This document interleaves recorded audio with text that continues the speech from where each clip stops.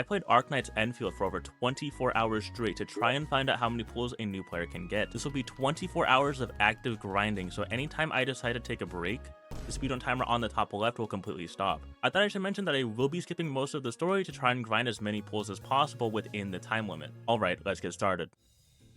Alrighty, the challenge has started and it's time to do the game's combat tutorial. I'm gonna be honest, this part of the game is extremely boring to watch, so I'm just gonna cut this part out real quick. Wow, look at that, I magically finished with the first quest with a little bit of editing. Now I'm able to summon for a few characters. I was somehow able to get both the 5 stars needed for what I would like to call the Taser Squad. It's literally just 4 electric characters, but I think it's a fun name. With this team, I ran around the area to collect some chests and do a few puzzles. After a little bit of exploration, I want to do some of the main story. Shortly after, I came across the first major boss of the game. Yeah, this boss is a pushover. All of his moves are easy to read and dodge. I understand that this is the first boss in the game, but he honestly just felt like a big punching bag. Right after that boss, I went to go grind out some of the factory tutorials. I'm going to be extremely honest with you, these tutorials are very boring and painfully slow. It was worse in my case because I did most of them already on my main account. The entire time while I was doing them, I was watching a YouTube stream on the side. I would much rather look at a video guide about the factory system. Let me be clear, I do like the factory system in this game because I find it satisfying. It's mainly the tutorials that I dislike, but the extra currency you get after completing them is pretty nice. By the way, I recommend that you make at least 100 relay towers and place them wherever you go. It helps a lot and prevents a lot of running back and forth if you happen to find a mining spot or a machine that needs to be powered. After doing some of the main quests, I got my last free 10 pull from the event to get my free 6-star character. I really want to get Lastrate because her gameplay looks like a lot of fun and she is a really good DPS. I also wouldn't mind getting the character that has a name that I can't pronounce even if my life was on the line. You know what? I don't mind getting this character. She is free on the 3rd day of playing, but since I only plan to play on this account for 24 hours, she is a pretty good support for the challenge. With my new 6-star character, I changed my current team to a physical team. You're probably wondering, why the hell is Antal on this team? He barely provides buffs for physical characters and usually only buffs electric or fire teams. Don't worry, I was just very stupid during this challenge. I read only one part of his kit and not the entire thing. I do change him for someone else later in the challenge, but for now I just can't read. It is time to talk about what I did with my factory during the challenge. I mainly focus on making simple things like crafting basic materials, making batteries for energy, bombs for exploration, and bug capsules to trade in or heal. During my factory building time, I decided to visit a character called Lucky Carrot. I highly recommend that you visit him because he's probably the best way for new players to get Valley credits, and upgrading him gives a lot of experience to your Valley level. His entire mechanic in simple terms is basically just stocks. You buy the lowest item and sell it to a friend that offers the best price. Okay, I'm finally done talking about factory related stuff. It is time to talk about the node. I probably should have mentioned it earlier, but the node is probably one of the main things you should focus. Completing the missions it gives a lot of experience, and if you complete all of them, you get a good amount of currency as well. Also, don't forget to check your crafting manual for some free pulls. Okay, I am extremely tired after explaining all of that. Time to turn off my brain and go back to doing some of the story quest.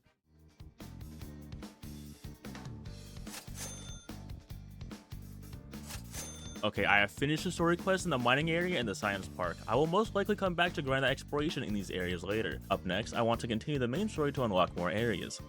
Okay, I have a little thing I want to share. During the Lode Spring Crossing quest, you could throw your bombs at the red orbs to destroy them instantly from anywhere. I felt like Prime LeBron during this quest.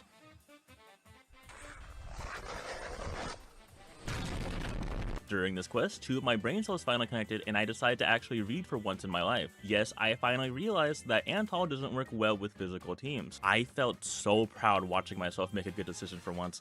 Up next was the second major boss in the game, which I'm gonna be honest was just another punching bag. I don't know if it's because I have a good reaction time from years of playing bad games, but most stuff in this game is really easy to dodge. After that boss, I finally reached Hard Pity again on the standard banner and got another 6-star. He's honestly a really good character for my team, but due to lack of resources and energy during this challenge, I can't build him right now. Wait, what do you mean I have to be level 34? I am finally back after 2 hours of grinding and I have finally reached level 34. At this point of the challenge, I was 11 hours in without taking a break. I was feeling extremely tired and it felt like my brain was slowly turning off again. It was so bad that moments like this happened. It didn't help that this is probably my least favorite area in the game, purely because of the factory section that had these really slow conveyor belts. However, the boss for this region is pretty cool. I'm going to be real with you, this boss completely belted me. Every time I got hit, it felt like a mini nuke. My brain was fried during this part of the challenge, so my opinion might be different.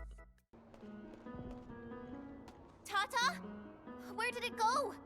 This cutscene is so sad. Yep. I'm finally done with the Valley Force story. I could finally rest. Oh wait, I have 12 more hours of grinding left. Never mind.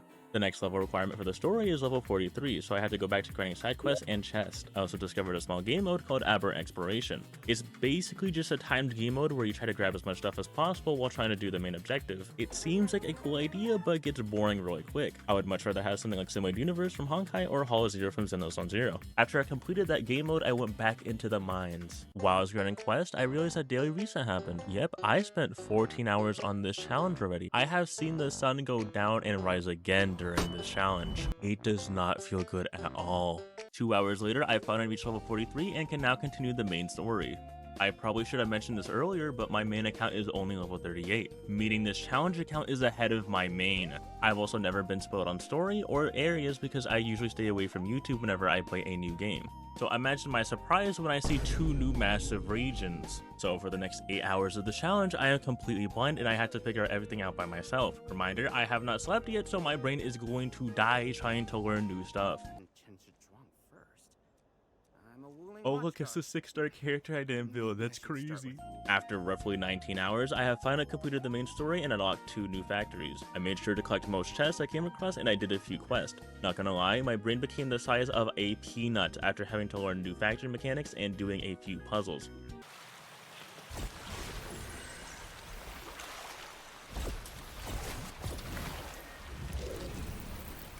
Up next, I wanted to complete my node quest, which was to make purple gear and to raise the regional level. I went looking for blueprints on Twitter and gathered the materials needed to craft trade-in items so that I could level up my outpost. However, I didn't check the time while I was doing factory stuff and 2 hours passed by. While I was editing the footage, I had to watch myself be extremely stupid for 2 hours straight. I wasted so much time and I could have spent that time grinding on quests or exploration, and I easily could have gotten 10 or maybe even 20 pulls if I didn't waste so much time. But it's whatever. Also, there is something that I thought was pretty funny. For context, I friended roughly 40 people so that I could have good prices for my elastic goods. But everyone on my friend list has not even reached the new area yet. So I didn't really have a fast way of getting currency to upgrade stuff for the new area. For the last hour of the challenge, I decided to go back to the old reliable, which is just grinding the exploration and quest. And for the very last minute of the challenge, I got into a decent spot before I went to go pull. I had roughly 104 pulls ready for this character, and I would say the amount of pulls I got was pretty average for someone that was going mostly blind. Alright, let's see if I got lucky. Alright, if I skip, I'll probably get really lucky. Nope.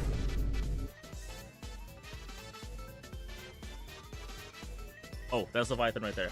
100% without a doubt in my mind. Administrator, it's me, Lee. Oh my god. Okay, I'm 20 pulls away from the guarantee. Please let it be her.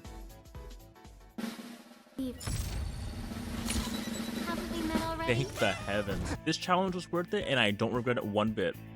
I'm joking. Time to pull on the weapon banner. Should I be mad or happy about this 10 pull? There we go. Overall, this challenge was a success. I got enough pulls to guarantee the character and I even got her weapon. It's kind of a shame that I didn't reach level 50. You know, I do have enough currency to get the battle pass and use some for energy. It wouldn't hurt to grind a little, right? Yeah, I decided to grind for level 50.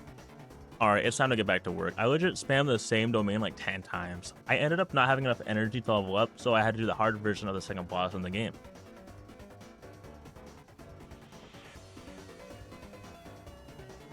I'll be honest, it was a walk in the park and I still think this boss is too easy. With that boss defeated, I finally had enough experience to level up to 50. I'm going to leave this part unedited just to show that yes, I did in fact play for 24 hours straight without any sleep. It even shows that only 1 day passed on the login bonus. I probably won't ever touch this account again, and I'll probably only play on my main account until I could think of a challenge. Wow, I can't believe I actually played this game for 24 hours straight. If you ever consider doing something like this, don't. This was incredibly unhealthy. My eyes were burning and my sleep schedule is going to be screwed for a week. The amount of coffee I drink was not good at all for my health, and the only person I could blame is myself for thinking this was going to be fun. But I do hope that this video was interesting enough for you to watch. I'm gonna take a good rest before I do any other type of challenge, so subscribe to find out when I do my next one. Alright, bye.